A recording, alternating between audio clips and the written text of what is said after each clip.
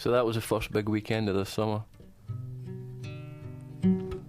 Starts Thursday as usual with a canteen quiz, and again no one wins a big cash prize. Later I do my sound bloke routine by approaching Gina's new boyfriend to say that he shouldn't feel there's any animosity between us, and then I even go and make peace with her. Shouldn't have bothered. Then on Friday night we went through the Arches.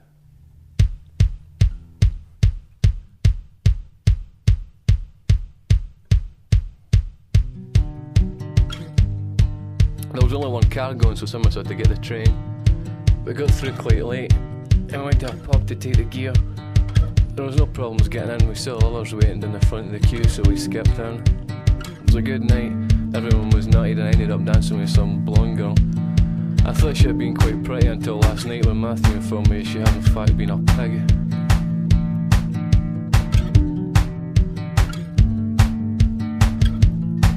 When the club finished we wandered the streets for a while until we got to this 24-hour cafe. I didn't like look at it, so we left and got a taxi back to Morag's flat. I couldn't sleep, so I sat about drinking someone else's strawberry tonic wine and tried to keep everyone else up.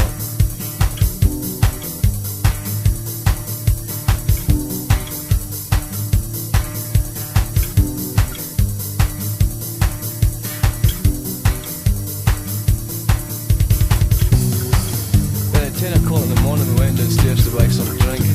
We had intended to watch a football in the afternoon, but we passed it by then, slept right through it. I winked to find that Engliston won 2-0. Then we went to get the train home, had a few in the station bar. We had some stuff left for the previous night's supply, so when we got home we decided to go down to John's Indie Disco. Same story as Friday, lots of hugging, lots of dancing, etc, etc. We couldn't sleep again, so we went to the park to look at the tomb, taking a detour through the play park.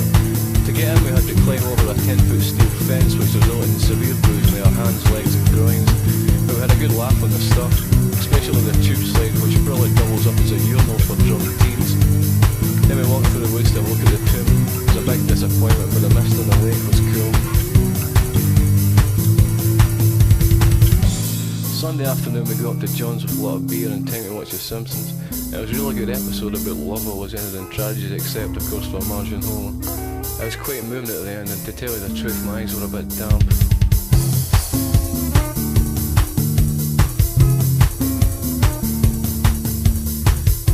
Then we watched these young girls in swimsuits have a water fight in the street. Keeping us in. We went up the pub about 10. It was busy for a Sunday night. Lots of people we know, including my first ever girlfriend. And I still find very attractive, quite frankly, but I didn't really speak to her. She's probably still a bitch anyway. Our friend Gillian was there. I had a chat with her, she was still quite pleasant. At the same time I watched Malcolm make some terrible attempt to try and chat up a girl we know called Jo. He made some remark about a skirt that was barely there the previous night or something. I couldn't sleep again that night, thanks to some seriously disturbing nightmares. Matthew said I should